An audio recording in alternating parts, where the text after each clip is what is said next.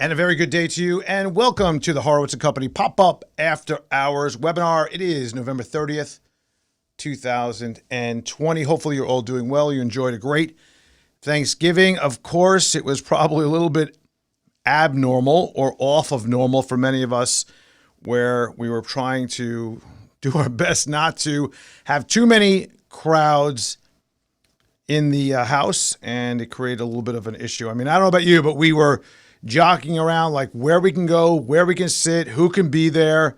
So hopefully next year we can return to the normal holiday schedule with all the good news that is coming out with the vaccines and with the treatments right now. So I am wishing you the very, very best of Thanksgiving to you and your family. Hopefully you did have a good turkey and a good time overall.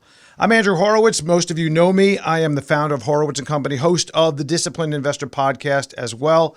Before we go any further, just to get a quick disclosure out there that anything that we discuss today is not a recommendation to buy or sell any security. Past performance is not an indication of future results. And the information that we discuss today is really all about the idea of providing education and giving you some answers to any questions that you may have with regard to the markets and investments and finance, etc. So you can rest assured that we will do our best to provide that throughout this session. A couple of notes I want to make and some things I want to talk about before we get into the actual discussion today. And again, this is all for you. So if you have questions, you can start adding them to the Q&A panel. It's right in the Zoom, I think in the Zoom panel on the bottom. You can click Q&A and ask a question and get those in the queue so they'll be in order, whatever it may be. But a couple of things I want to mention. I think last time we talked about the fact that December, this coming month, starting tomorrow, is going to be the last month of these webinars. This was only supposed to be a short-term concept where during the height of the uncertainty during the pandemic and the market sell-off, we were going to spend time talking about, what's going on, how to handle it, and what to do. And it turned into something much more where we saw there was an incredible amount of interest, and we decided, we'll extend this for a period of time. And I said, when there's no further interest, when we only have a few people maybe that are involved on each and every Monday, well, we'll kind of shut it down. That hasn't happened. It seems that there's a wide range of people that are still very interested in this. I think hopefully it's giving people and you some of the answers, some of the comfort, some of the confidence that you need. And we'll be ending this, though, at the end of December. We got a few ideas in the works for new content and what we may do to replace this, but stay tuned. Of course, you can always listen to the Disciplined Investor podcast, which is out once a week, or DH Unplugged, which is also out once a week. So you're not going to be just, uncertain. We'll have something out there for you. So the outlook of what we have and what we're going to be talking about in the future, you'll have the ability to, find me and find what we're talking about. So I think that another note, I have two notes on here. The other note I want to make, this is important. I mentioned this on a couple of different platforms, and I'll mention it here. I don't think I mentioned it here. That during the month of December, we've decided that any new client that comes on aboard with our Investology strategy, where that is a kind of a starter edition to a point where you don't have to come in with the $500,000 minimum that we have for our global allocations. It's kind of like a mini global allocations. And what you can do is, with as little as $10,000, start up a portfolio. It's this robo-esque type advisory service that we're offering that a lot of people had asked for, where we provide this advisor crafted and technology assisted process where you and I and our team and you go back and forth and try to figure out what the right portfolio mix is, and then we manage it from there. So it's a technology enhanced process of a traditional robo advisory where it's all machine driven, but we're actually overseeing it. So anybody that starts up a new account, a new client, which starts with a $10,000 minimum, will get a copy of my book, the first book that I wrote, The Disciplined Investor, Essential Strategies for Success, and it will be signed, and it will be sent right out to you. Any current clients that already have money and an account with Investology that add to that account, we're going to also send you a book signed, as long as it's $10,000 minimum edition. So take me up on that offer. I think it's something, if you haven't invested with us before, if you aren't a client already, if you are liking what we talk about with the concepts of being globally allocated from that aspect, and when we talk about our things like the 1 foot in, 1 foot out process, being diversified in a way that helps mitigate some of the risk, well, this may be right for you. All right, let's get into the discussion on a couple of things that are going on, because it is Monday, and you know what happens on Mondays recently, right? It's Vaccine Monday. And I thought we weren't going to have any news today. And lo and behold, early in the morning, 7 a.m., Moderna, one of the 3 companies that are in the race to get the vaccine out there. There's Pfizer, there's AstraZeneca, and there's Moderna. And Moderna came out with their original discussion about their efficacy on their product some weeks ago, and it really rocked the markets. It was great news, along with Pfizer and AstraZeneca. And they were in the 90% efficacy ratio, where it was really safe, and all the things that they talk about, how it really helps to prevent. And today they refined it ever so slightly up to 94% plus, because they can't be outdone by the other parties who are 92%. So now we have 3 major vaccine candidates that are being put forth. Now, we had a little hiccup last week. Last week, the AstraZeneca, which partnered with a company called Oxford. A lot of these companies are partnering.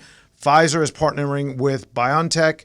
Moderna is kind of on their own. But basically, what we saw was that there was a little bit of a mistake in their assumptions, because they put out this 70%/90% efficacy, and it turns out they made a mistake, because the original plan was to have 2 different doses, right? Where you have a single dose, and a couple weeks later you get another dose, and then you start counting what was going to be the response to that. Well, the response to it was questioned, because for some of the vaccine trial participants, they only gave a half dose for the first dose. So therefore, we have to take a lot of the information that they put out and kind of put it aside, because it's questionable as to the accuracy of their count. Now, one of the problems that this is going to bring out is the question where people are saying, I don't know if I want to take that vaccine, because, when I say the vaccine, any vaccine, because we have this Operation Warp Speed, and it really pushed the limits of the process for safety and for general protocols that are put out for the development and the eventual distribution approval of a vaccine. I want to wait to see what others are going to do and what the impact will be, and essentially, if there's any negative consequence. And now that we have these great news items that came out about the efficacy and general safety, and even though it's a short-term period that this was put out, there's still this now question that's going to come up for those people that were really concerned with, hey, what about the fact there was a mistake made? During a regular process that takes years to do, it gets through all this before anything is released to the public. And are we cutting corners? Are we doing things that maybe shouldn't be done if it was the normal, quote unquote, normal process? And it's just going to create more uncertainty, and the problems we already have with the distrust for the process due to the political nature of how this was all presented. Well, it's going to add to that. So we have to wonder the uptake on who is actually going to take this vaccine, because that's what we need to get us beyond all this, to go back to a Thanksgiving next year that's going to be normal. Already the outbreak is seeing, historic levels of cases.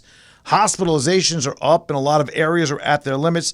Fortunately, the mortality rate has dipped down dramatically due to the fact that we have good treatments. We have care that is being done in advance of a lot of what we saw back in March and April and May, because we know a lot more about this. Back then, people got this, this COVID-19, and didn't know what it was, so they didn't bother to get any treatments. They thought it was a cold. They thought it was no big deal. And it turned into something much worse. But now everybody's on the lookout. They go take treatment or get help or go get some kind of medical assistance, and they can get beyond this. So that's why one of the reasons why the mortality rates are are much lower right now. So the good news is we have these vaccines. There's optimism in the marketplace due to this. Big rallies in November. As a matter of fact, November, as we finished a little bit on the low for the Dow, for the S&P 500, NASDAQ was up, small caps were down. Put that all aside, great month overall for markets, for equities, even for fixed income. Real estate did very well. Commodities mixed a bit. Alternative assets did fine as well.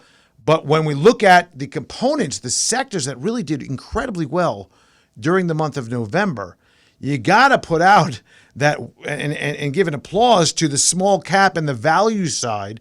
Small cap value was up 24% for the month of November.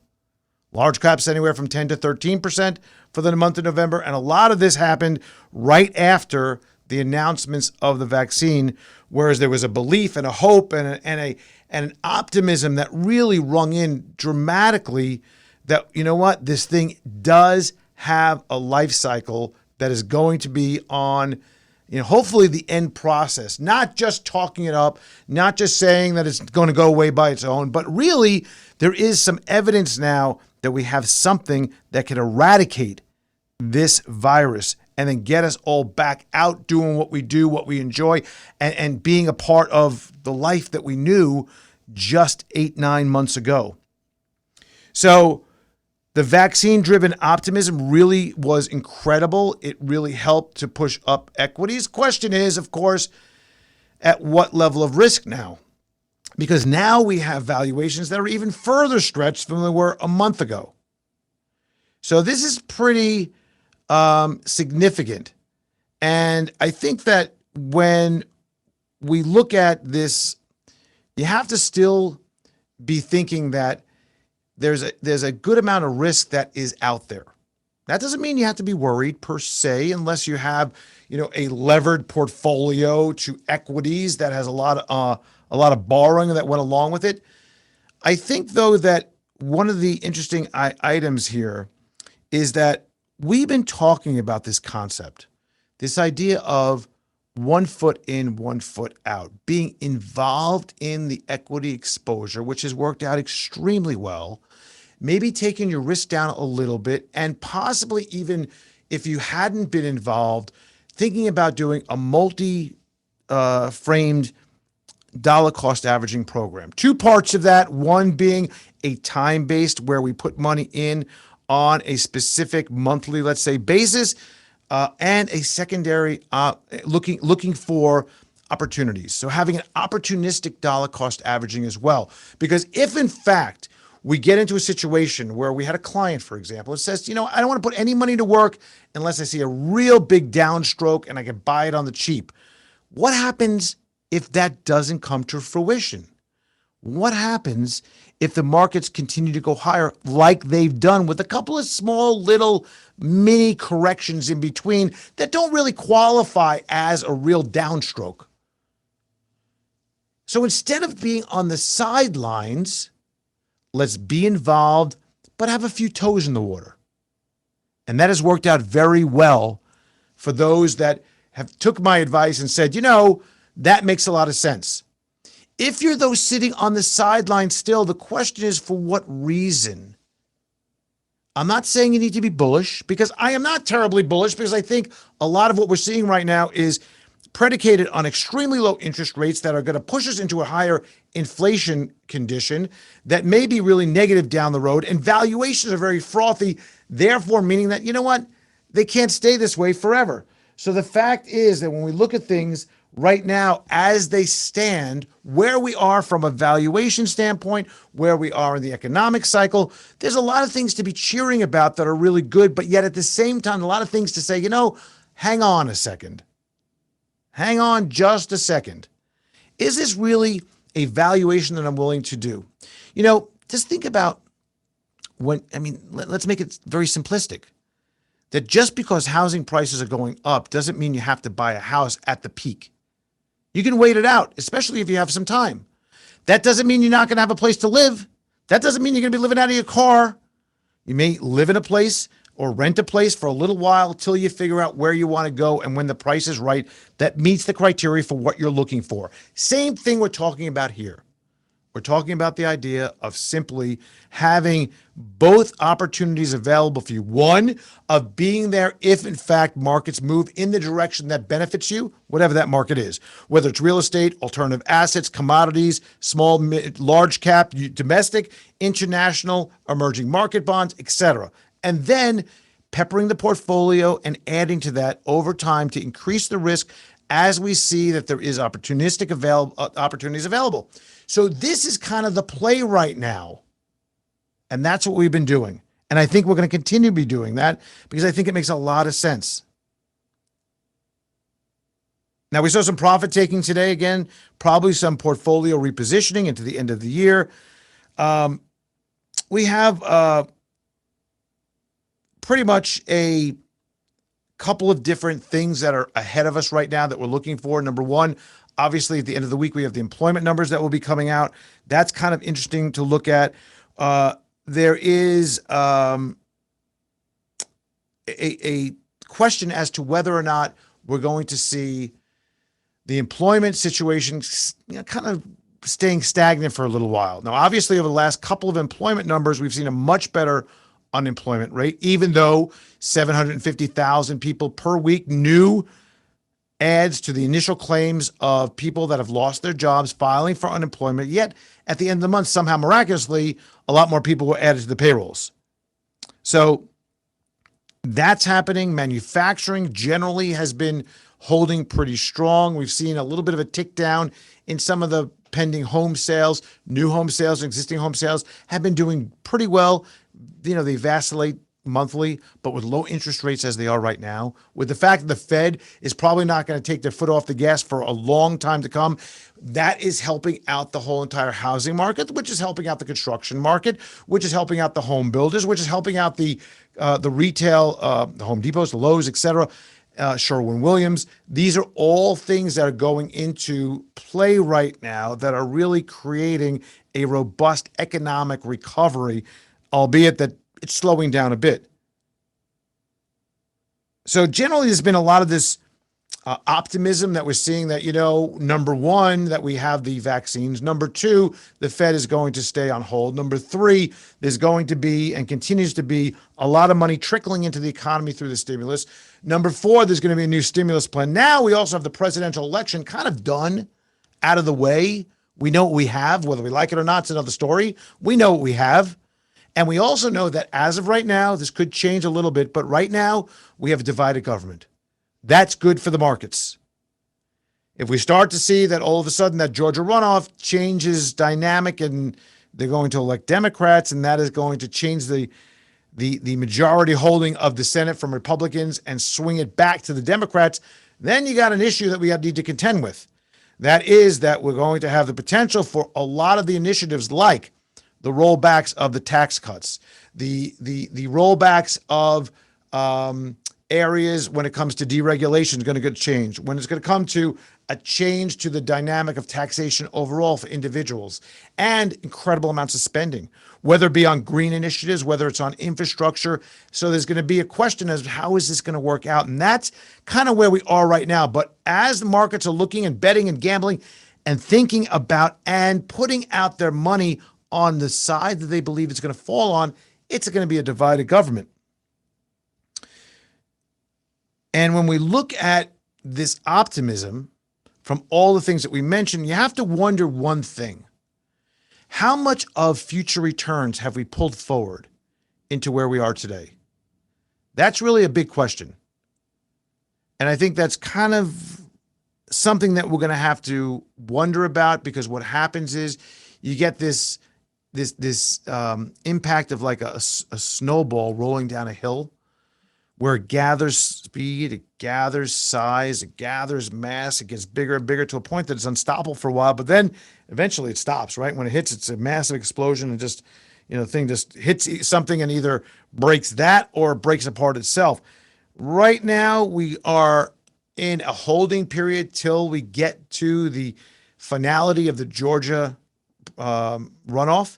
And from there, we're going to have to watch to see what initiatives are going to be allowed to be passed through. There's some discussion on a daily basis that the Republicans want to put through a stimulus. We have the Democrats want to have a much higher level, and there's going to be this back and forth bantering. Remember, we have a cliff that is approaching at the end of the year. That's when a lot of the unemployment benefits from the federally mandated CARES Act, as well as the executive order that was added to that by President Trump, is going to end. So a lot going on there.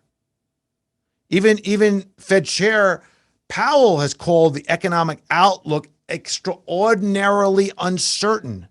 Those are pretty significant words, especially from a cheerleader, right? We know the Fed is generally cheerleading the markets at all times. That's their job, to keep things flowing well and to make everybody think there's a lot of confidence or provide confidence for the markets to do what they do. Because really, at the end of the day, what do we have? It's all about confidence. I mean, the dollar's not backed by anything, but we have confidence that the government will make sure the dollar stands, no matter how much they devalue it. It's all about confidence in the markets, and that is the job of the Fed. So when the head of the Fed, the well-respected Jerome Powell, says that the economic outlook is extraordinarily uncertain, you got to think, well, maybe there's something to that. So anyway, with that, we're going to get to some questions. I have one more point. I think December, we're going to probably see some more rotation. This rotation from some of the growthier names, some of the pandemic plays, into the post-pandemic recovery, possibly, things like leisure and travel and transportation, hotels, lodging, cruise lines, airplanes, possibly the banks, energy, those kind of things maybe have a little bit going on. So something to think about. All right. So with that, I did put in the chat box a link to our virtual tour. If you haven't seen it yet, it's kind of relatively new. There's about a 4 or 5 minute virtual tour about the disciplined investor managed growth strategy. That's our long short strategy. So if you want to check that out, I really encourage you to do that. It's $50,000 minimum for those of you that don't know. It kind of covers both sides, uses some core equity exposure from a screening process that we developed many years ago that we refined over the years, as well as some hedging potentially, as well as some work in the area of alpha generation from swing trading and possibly even day trading. So that's something to look at. And take me up on my offer on the Investology new account process. Just go over to Investology.com. You can see it on your screen with an E, ENVESTOLOGY.com. Click on Start Crafting My Portfolio.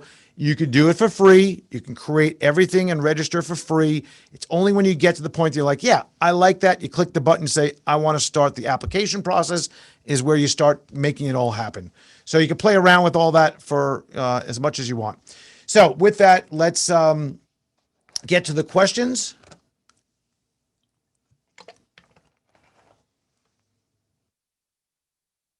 And the first one is from Joe R, and says, I think the interesting part is coming. Really enjoy these chats. Yeah, I'm not sure if that's more of a comment or it's something you want me to mention something about. But yeah, I think the interesting part is coming. There's a lot of unknowns right now into the new year, into the new president, into the new administration. A lot of old names, a lot of governmental, we'll just say old-time governmental workers are being put into positions right now. So there's going to be a lot of change. We're going to see Janet Yellen, a well-known commodity, put into the Treasury Secretary. It looks like so far probably will pass all requirements very easily, get voted in. Not without a problem, I don't think. But yeah, we'll continue doing something, if not that, in person. Somebody mentioned Trump just blacklisted more Chinese companies. How likely will Biden lift that ban? Some of the companies that they're blacklisting, this is a good topic because there is a really big concern, and I think there's some evidence on some of the companies that they are, let's just say, not necessarily so innocent. That there is some either listening or tracking or concern. I mean, listen, the TikTok deal, which is never going to get done. That was a little bit far-fetched in my opinion. I mean, I think there is something to be said about how they are tracking our consumer trends and what we do, and it's just how it is. Some of these other companies, look at Huawei and their 5G and how we don't want to work with them because the concern is some of the chips are reporting back some of the traffic and information about the internet and how consumers are doing what they do and location-based issues, maybe in facial recognition. I mean, there's a lot of things that are involved there. So there is a concern with that. Some of the other things are more of I would say, a competitive item that we're blacklisting. But remember that the difference is that our companies here in the United States, for the most part, if not fully, are privately held. They're publicly traded, but they're not sovereign. They're not linked up with the government. And in China, it's very different, where many of their companies there are state-owned or partially state-owned. So what's happening is that those companies then are required to follow the rules of the state, therefore may be required to have a little bit of a difference in their privacy process and sharing the information with the government. And that's a problem. We don't want that. You don't want that. I don't want that. I don't want my information shared with anybody, much less the company that I'm even giving the information to. But what happens if it's then shared with the government? I mean, it brings up really bad process, and I think that we're right for blacklisting many of these. How likely will Biden lift these bans? I don't know. I don't know if he's going to, unless it starts really impacting us. I just don't think that that's going to happen. Let's see what we got here. Let's see. Okay. Next one. Christopher. Hey, Andrew, with an exclamation point. Hey, Chris. What gives with gold? It really seems to be on a downswing here, despite nothing really changing that would seem to affect its outlook. How do you feel about gold going forward? So I think I mentioned we kind of moved into some gold and silver over the last month. Not been a good month for gold and silver by any means, but we don't have a big position there either. That's really worrisome at all. But I think a couple of things are at play here. Number one, if you think about the concept of uncertainty, and uncertainty bringing the need for alternative assets. And if you look at gold and you track gold pretty much with the announcements of a vaccine, and therefore the concern about the outlook being diminished from a negative way, I think that's what's happening with gold. However, there's a secondary point, and that secondary point is inflation and having some hard assets on hand. And I think that gold recovery today, for example, was really interesting. The same thing with silver. Bitcoin's getting a big bid all of a sudden. But I think when we look at where gold is and how it's positioned, and Goldman Sachs even talked about it last week, how they think it's going to be dramatically higher over the next year. I think that gold has a position in a portfolio. I don't think it needs to be a very substantial part of the portfolio, but I do think it has a position in the portfolio going forward, with the fact that while uncertainty has diminished a bit and we have a little bit of a better outlook right now, I still think that the potential is even higher for inflation in the future, considering the fact that if we get this vaccine and if we can get people back to work and if we can get back to normal, and add that to the fact that we have all the stimulus in the system and more coming, it seems almost inevitable with the low rates that we have right now that inflation is out there. A question comes in. Prior to COVID-19, it seems like a decade-long bull market was going to wind down. Did COVID just ignite a new bull market? Well, if you think about what really ignited a new bull market, it wasn't really necessarily COVID, although COVID did accelerate some usage acceptance and bring forward technology, for example, in a few different areas that was kind of out there, but not necessarily being utilized at its greatest amount by many companies and people. And this just pushed the envelope open wide.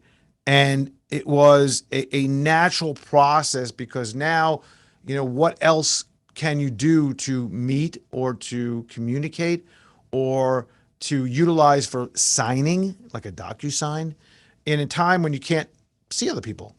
So I think that the other thing really that ignited the bull market in general is the fact that we had, $6 trillion pumped into the economy here in the U.S. ultra low emergency level interest rates from the Fed, and then the trillions of dollars that were also added to the economies from around the world. That goes somewhere. It goes, yes, into companies to protect them, to protect employees, but it also goes into and sneaks into or drips or leaks into markets. I mean, I've heard stories, many stories about companies that got PPP programs and they got $400,000, $500,000 and they took it and they bought a boat, or they took it and they put it in the stock market, or they put it in Bitcoin. I mean, I've heard these stories. If that's going on, you have to also agree that probably a lot of money that people got because there was an excess of money that was earned during the $600 per week deal from the CARES Act. Probably some of that was spent on investments, spent on other items, spent maybe buying some extra things.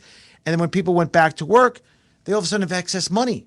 No wonder why we're seeing a good holiday season start off with Black Friday, although the stores did very poorly. Foot traffic was down 52%, but yet cyber was up big. And today's Cyber Monday, they'll probably break all records today from over the weekend. Ron has a question. Not something that I would do, but since I don't want to go to the casino now, I bought Hertz stock Friday and I sold today and made a quick couple $100. I read that if you buy this stock on Tuesday, sell it on Friday, it could be a quick returns by week. There is talk of foreign company that may be buying out the airport part of the company, and U.S. car rental companies may buy up the rest. Somewhat what happens to American Airlines in 2013.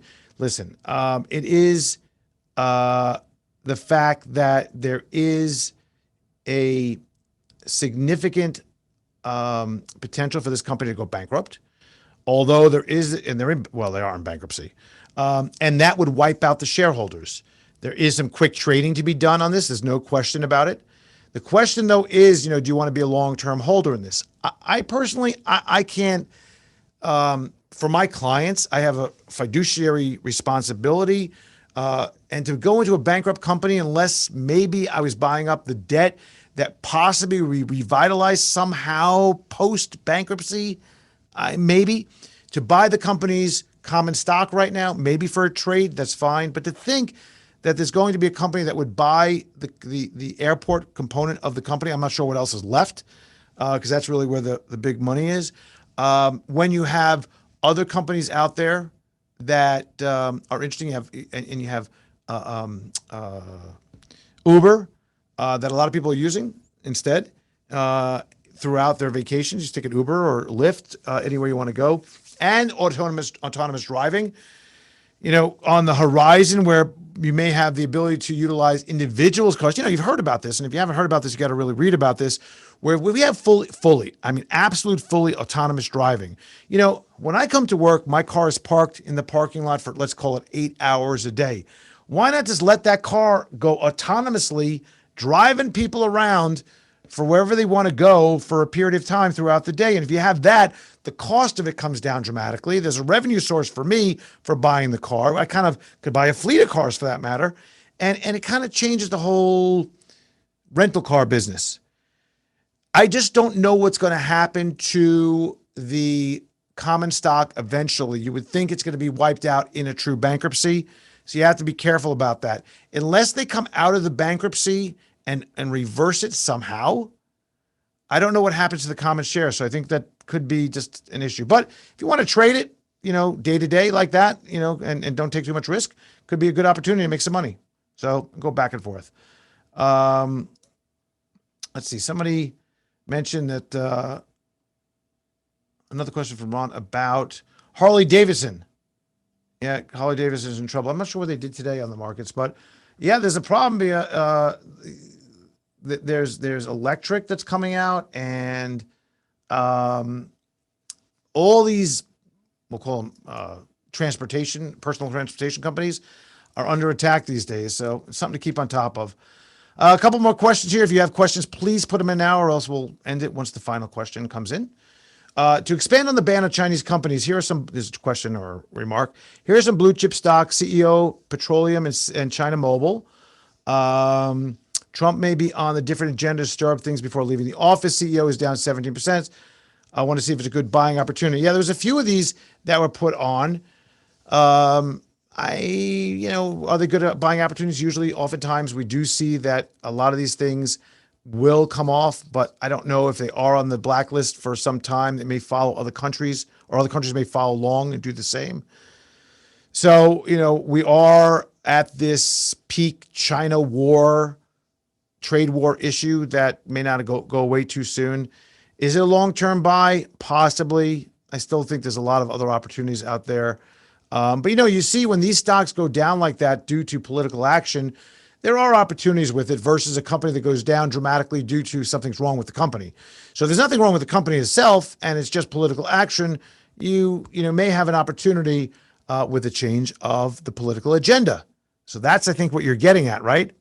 So that may be something to look into. Just because the stock is down does not mean necessarily it's a place to invest, though. Remember that. All right, what other questions do we have? Anybody, anything? As we're waiting for that to fill up real quickly. Again, any topic you want. You only got a few more weeks of these, so ask away whatever it may be. I know a lot of people have items, and they kind of like are nervous about asking. So you could just ask it anonymously if you want. There's a little button to click anonymous question and ask it anonymously. You could do that as well. I'll just go and mention once again on the item about Investology. I know I'm pressing this pretty hard, but I want to press it really hard because I really want you involved. I want you to become a client. I want you to be with us for a really long time. Investology is a great starting place for new investors or for people who are just trying to test the waters and see, what it's all about. Now, it's not like a one-on-one relationship per se, but once you get in the fold, you watch what we're doing, you see what we're doing. Not that we do a lot of trading in those accounts because we're trying to set these up for the long haul. We will make interim trading decisions, rebalance it on a regular basis, but that's the way that this works. So please check it out. So I knew somebody was going to ask this. Somebody was asking me, what recipe did you use for your turkey? All right, real quickly. I took a 20-pound turkey. I brined it overnight in a salt and brown sugar, aromatic sage and rosemary, orange halves, lemon halves, and let that sit overnight in an ice bath. Pulled it out the next day, spatchcocked it, pulled out the backbone, pulled out the breastbone, put it out straight, put on it a meat church, honey hog rub, salt, of course, as well as a holy cow rub, which are pretty red and all that, and then put it into a smoker with some hickory chips at 225, I believe it was, to start, just to get the smoke going. About 2 hours in, I glazed it with butter, maple syrup, some holy cow rub, and dripped it all over it. And did that, basted it every half hour, boosted the temperature up to about 250, then eventually to 275 just to crisp it up till it got to 165 degrees in the white meat. And that was it. It was unbelievable. Unbelievable. Okay. And the answer, yeah, sandwiches the next day were pretty good too. And I still got a couple left, I think. So somebody's asking about mRNA, if it's too late. This is an individual stock. Is it too late? I don't know. We'll have to see what it is. It's amazing to me the stock went up this much on the recent announcement, up another 20% today, due to the fact that they have, they're applying for emergency use authorization. They're talking about $20 to $25 per dose. That could bring in a lot of money. The company doesn't have a lot of expenses, but not a lot like other companies, small company. I'm not going to provide an answer on that. Sorry. It's an individual stock name. It's not what we do here, but take a look at it. I would wait for a pullback probably. Another question is, other than gold and real estate, how to protect against inflation? All right. That's a good question. That's a really good question. What about tips? Treasury inflation protected securities, the treasuries with a inflation addition on there. Alternative assets. We use a lot of them inside of our portfolios, and we have a couple that we specifically like where they are not necessarily correlated really well with equity markets and fixed income markets. They do something much different. Those are the kind of ways that you could do it. But, you can look at crypto, but that's not a big thing of mine necessarily. Last question in. This is from Jack. How likely all countries get together for global debt forgiveness campaign? We'll write everything off. I don't even know. I mean, global debt forgiveness of what? Of the sovereigns? I can't even imagine that's possible. And if they do, what does that even mean? What would be the point? Why would anybody trust it? Because now, what do? How do you pay back the people? I mean, if it's only held within in the central banks, possibly, but I think that would create a crisis. I really do think that would create a credit crisis, and people would be very concerned about investing in the future.